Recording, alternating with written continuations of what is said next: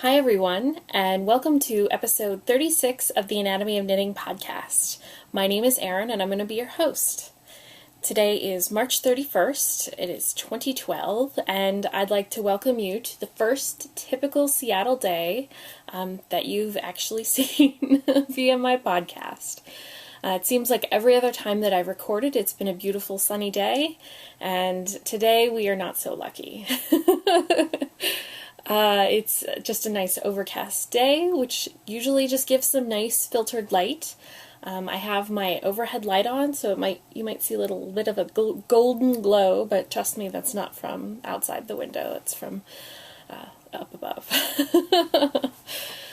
So in today's episode, it's probably going to be fairly short. I don't have a ton of stuff to talk to you about, but I told you that I'd record, and I'd like to do that. So in this episode, I'll talk about what's on the needles, I'll talk about what's off the needles, I'll talk about some spinning, and just a little bit of spinning, and then I'll talk about some stash enhancement. So let's get started. So just a bit of a warning, I have started refeeding the birds that are outside, and my darling Scout is in the window, and she is watching the birds. Actually, I should show you guys that. So hold on. So this is Scout. You all remember her. She's a nice, curious kitty. And then I'm going to try and get this. That's really... let's see. Screen door there. So there's the bird feeder that I have. There's a couple of birds at it now. Scout likes to chirp at them. So the yellow, there's a small yellow feeder in the front that's almost empty. A lot of birds flying around. It's almost goldfinch season, and you might be able to see some, if I zoom in at the bottom of the feeder. This doesn't zoom in a whole ton, but they're very bright yellow birds. So those are the goldfinches. And so this is what Scout's looking at. This is my backyard. So she's very cute. There's a goldfinch on the wall. And so I need to refill the thistle feeder when I'm all done, because it is definitely goldfinch season, which is super fun.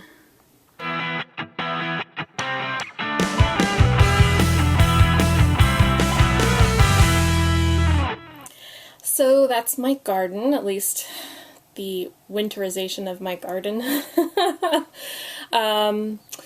Couple of things to say about that. So you saw the bird feeder. I got that at Wild Birds Unlimited, in case you all are interested. It's like a modular feeder, and you can choose different arms to go at the top, and then you can choose different feeders to go on the arms.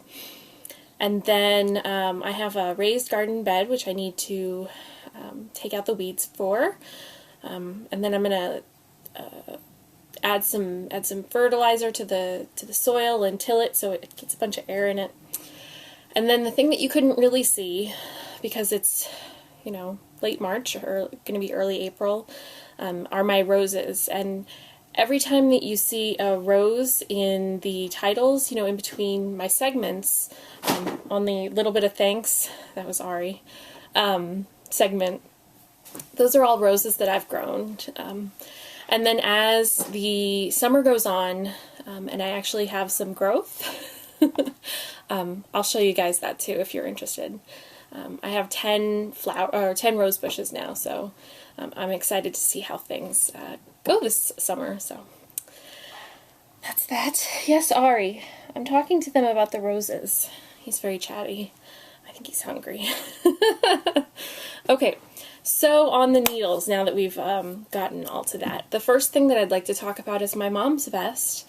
I haven't cast on for that yet, but the thing that I've done between this week and last week is, I'm going to kind of pull it up here on my iPad, because I have not only the book version, but the digital version, is The Little Red in the City. And let me get to the title page, like so. Hopefully there's no glare. I've got that tilted down enough. So the part that I'm on, which is in the techniques section. Let's see, I had it on the page. Yes, honey. You're very chatty. So is the part that discusses the math, and the page that really works with what I'll need to do for my mom's vest, because it's the in-between sizes. Starts on page 44 of the iBook version, and I'm pretty sure that it'll be on page 44 of the book version as well, but just in case, it starts with the title Basic Calculations, and then that's how you can modify the sweater. So as soon as I'm done recording and uploading, I will cast on for my, and I do some math, I will cast on for my mom's vest. So I'm sure she's really excited that I'll be doing that. And then the second thing that I have on the needles is a new pair of work socks. Goodness, honey, very chatty. And I have cast on using this yarn. It's the Sanguine Griffin Bugga, and I neglected to write down the colorway name because I am silly. So it's Great Purple Hair Streak, and just like the Autumn Ecstasy socks, I got this yarn as part of the Loopy U Sock Club when they were still doing that, and I think this was the last shipment that I got. So that's the yarn, and I have just barely cast on. I've got my 1 inch of ribbing and then maybe about 1 centimeter of cuff done, like so. And I have to admit, I am really not happy with the yarn. It's after the German yarn socks, I wanted a sock knitting experience that was completely different. You know, that was really scratchy, and it was just kind of hard yarn to work with. So I wanted to find something, one of my sock yarns that had a bit of cashmere in it. Goodness, honey, very loud. So I decided I have a couple of skeins of Bugga. I'm going to have to get him out of here. He's so distracting. So I decided to cast this on. It wasn't until I actually had wound the yarn is that I noticed, this is a 3-ply yarn, a 3-ply sock yarn. I noticed that one of the sock yarn plies was significantly under-twisted, which just is not attractive. And I don't think that I can get this very good with it's under my nail here, with the flip camera. I'm going to see if I can take a picture of it using my regular camera, and then I'll include, you know, the little extra picture there. And so I really don't think that this skein of sock yarn should have passed their quality control. It's really, really frustrating when you pay a significant amount of money and you don't get a quality product. And then the other thing that I'm not really enjoying about this yarn is slightly to be expected because of the colors, is that in the amount of time that it took me to knit this amount of sock, I got significantly blue and purple on the fingers that I use mainly for knitting. So I throw with my left hand, so there was like a line like on my fingers showing where I kind of hold the yarn, and then where the yarn kind of goes against my hand. And, you know, blues and purples I'm sure are pretty hard to set, but it's almost like they didn't even bother to rinse the yarn. And really, this is the first time that I've had an issue with Bugga, but I'm really dissatisfied, and, you know, frankly, it went through because it was part of the sock club, it went through 2 sets of eyes before it came to me. So if Sanguine Griffin didn't catch the yarn problem, the fact that one of those plies was so underspun, you know, you would have thought that the Loopy U would have caught it. So I'm really dissatisfied with that. I'm going to finish knitting the socks because, you know, I've cast on so far, but I don't think I'm going to really enjoy this, so I'll probably try and do it as quickly as possible. So that is the stuff that I have on the needles right now, and it's not a lot, which is kind of crazy. So I'm going to stop the video here. I'm going to try and take a picture with my camera, and then I'll start with what's on or off the needles.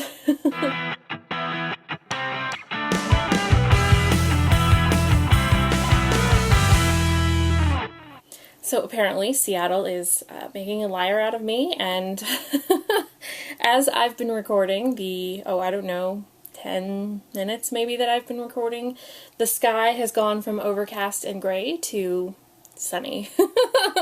So you guys are kind of my lucky charm, apparently. So off the needles, I have two things. Number one is the German yarn stockinette socks, and this is the Lana Grossa Mill and Veit 100 Wave, and goodness, I don't even remember which one was the first one. I think this one was the first one. This one is the second one. And I think I was at the gusset about here when I last saw y'all, and then finished the gusset, knit the foot, and did the toe. And I actually managed to, at work, just do the foot part, and then I knew that just doing the toe wasn't really all that long, so I did that in the morning after work. So instead of working on the Dunedin vest, I decided to finish this up. So that is a successful pair of socks. I have yet to wash these to see how the yarn changes.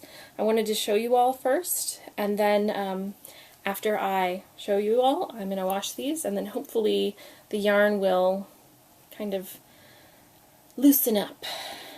So I'm excited. New socks. I think this brings my count up to this year. Let's see, 1, 2, 3, 4 pairs of socks so far, which is pretty good. That's more than one a month, so yay.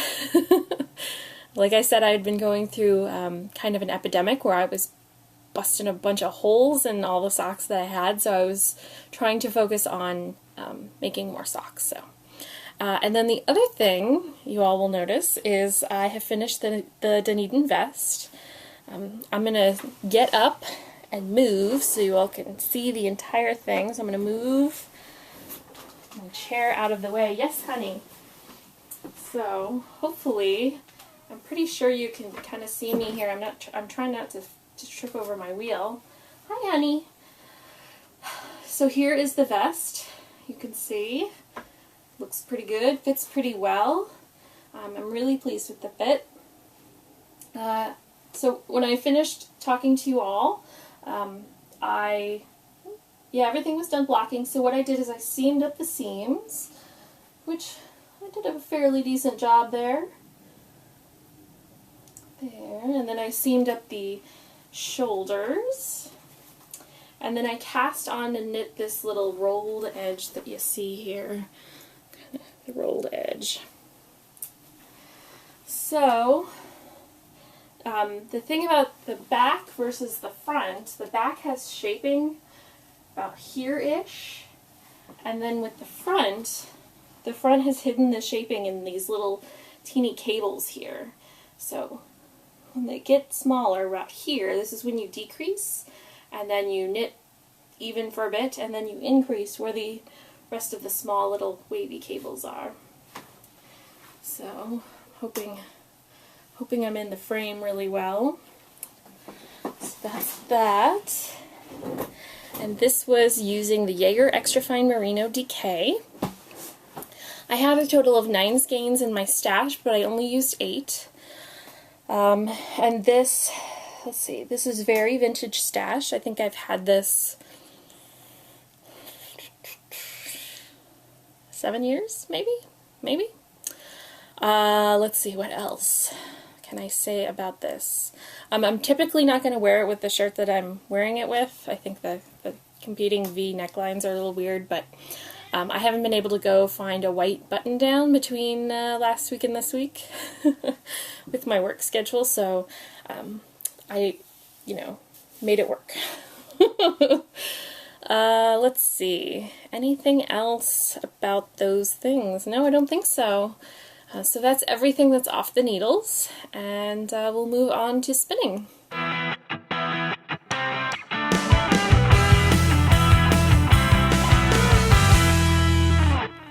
So spinning-wise, I wanted to show you one of the tools that I found to be pretty indispensable that I purchased in the last couple of years. So this part with the gray metal piece on it, that is my skein winder. It's electric. See, it plugs into the wall there.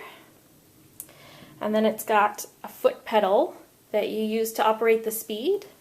So when I step on it, it makes this part spin, and you can go really fast, or not fast at all. This is a bobbin of the Cormo singles that I've spun. I want to clear out that bobbin so I can use it. What I'm going to do is move all of those singles from one of the wooden shack bobbins to a plastic storage bobbin that you can see here. And I'm hoping to get this kind of in focus here. So what I'm going to do is I'm going to put this on the skein winder, and the way you do this is I'm going to move my Lazy Kate down to the floor, make a bunch of noise, apparently. So this part of the skein winder moves back and forth to accommodate different size bobbins, and this piece of the skein winder, or the bobbin winder, moves back and forth on these metal pieces. So I'm going to adjust this so it locks and it's the perfect distance for that bobbin, and we'll be right back. Alright, so it is the perfect distance. I'm going to grab this bobbin. So what I do is I put this side on first so I can push that part that moves back, and then I have loaded my bobbin on, and then I will see that the bobbin starts moving as I make the bobbin winder go. And so then I'm going to put the camera on a shelf here so you can see what I'm doing, because I'm going to need two hands for the next part. Okay, so here's the bobbin winder. I'm going to take my single Cormo that I have here on my Lazy Kate. I'm going to move the pedal so I can use it with my right foot, because my right foot is a little more controlled than my left. I'm going to check and make sure which way that bobbin rotates. So it's rotating towards the camera. So what I kind of like to do is hand wrap that single first, so then when I actually start the gas, it actually winds on. So then I just keep moving back and forth with my single so it goes onto that storage bobbin.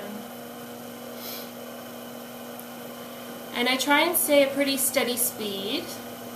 I've noticed that I once accidentally went really fast with the bobbin winder, and the storage bobbin actually jumped out of the holder here.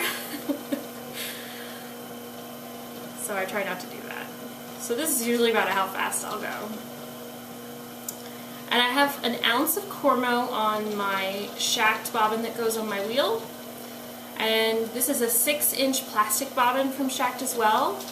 These they used to cost I think $1.50, they're about $2 now. Oop, I'm going to slow that down so you can hear me a little more because that bobbin was making noise. So I think they're about $2 now. You can find these from any sort of store that sells weaving supplies. I believe I bought these from Carolina Homespun. I've seen them at Webb's. And it takes a job that by hand would take you probably about 5 minutes or so to, a job that's going to take me. I don't know how long the video is. We'll have to see. Because that's the end of my ounce of bobbins. So there you go. There is 1 ounce of spun Cormo singles on 1 storage bobbin. And you'll see that now my Lazy Kate is completely empty. So this has sort of revolutionized my spinning activities. I can spin a bunch on the shacked bobbins and then transfer them all to the storage bobbins. When I had that Rambouillet fleece that never ended, I actually had to, I have about 35 of the plastic bobbins. I had to, I think, ply half of them so I could get more of the storage bobbins empty, so I could spin more of the yarn. So that is my shacked electric skein winder. It's a bit spendy, but I think it's totally worth the amount of money that I paid for it. So that was the bobbin winder. Hopefully I didn't give you any rack shots. I was a little worried. So total with the Cormo fleece, I now have 2 of the plastic storage bobbins worth. So I'll have to keep working on that fleece. So I'm gonna put that down. And that is everything with spinning.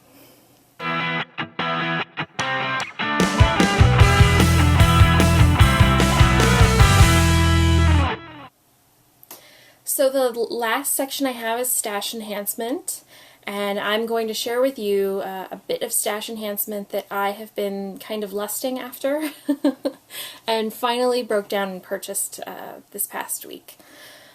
So on Ravelry, I've been noticing these ads for this company called the Cupcake Fiber Company, and it's a fiber company that produces these, I believe they're 1 ounce bats. And they do a total of 6. Sometimes they're all one color, sometimes they're gradient colors that you can spin to either make a sock yarn or a lace yarn.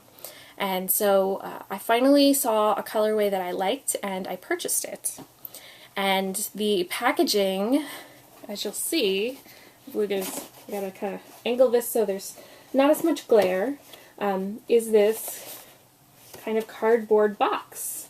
And it's got the 6 individual bats inside. So like that. This is the Malachite colorway. I'm going to open up the box so you can see it a bit better. And this is packaged rather much like 6 cupcakes. I don't know if you can see here, there's a piece of cardboard here that all of the bats are kind of stuck through to kind of keep them in place. You see, I can hold it upside down and they won't fall out. The entire thing shifts a little bit, but comes back right back down. So this is the Malachite colorway. This is superwash merino and nylon. So what I'm planning on doing with this is to create a 3-ply sock yarn. So I'll spin each single bat onto 3 bobbins. And then these 3 single bats onto 3 bobbins, so a total of 6 bobbins. And then I'll spin 3 of the singles together to make a 3-ply sock yarn. So it's nice and squishy. The price of these bats were $32 total. I didn't pay any shipping. I don't think there was any sort of like shipping thing going on when I purchased these. So I totally recommend this shop because the fiber is soft and it's very lovely. And then you'll see the contact information for the, I bought this off of Etsy. You'll see the contact information down at the bottom of the screen. So this is the little bit of stash enhancement that I did. And then the thing about these boxes is that it will keep these bats really nice and protected. When I store them, they won't get crushed. And then as long as I can get it closed, like so, it's going to protect everything. And then I can even reuse the box when I'm all done spinning for storing some yarn in. So I'll just throw that inside insert out that's holding the bats. So totally and completely recommend this so far. I'll have to actually spin the bats to give it my full seal of approval. So that's my bit of stash enhancement. So that's it for this podcast. It's a bit of a short one. I apologize. But next week should be my break week because after I upload this podcast, I should run out of space for storage on Libsyn. So we'll have a bit of a break week, and then I should be back. Let's see, I've got my calendar pulled up here. So next week is the Easter weekend. And then after that, the week of the 16th through the 22nd, I should... Wow, is that really like 2 weeks from now? Because the 1st is on a Sunday. It totally seems like that is, that is actually the next weekend. So once I get some free space up on Libsyn, I will record another podcast, so you should expect that in about 2 weeks. That is everything, I think. So I hope you enjoy. Please email me or join the Ravelry group and ask me a question if you have any. I'm more than welcome to hear questions, comments, concerns. And I hope you all have a good couple of weeks. And happy knitting! Bye!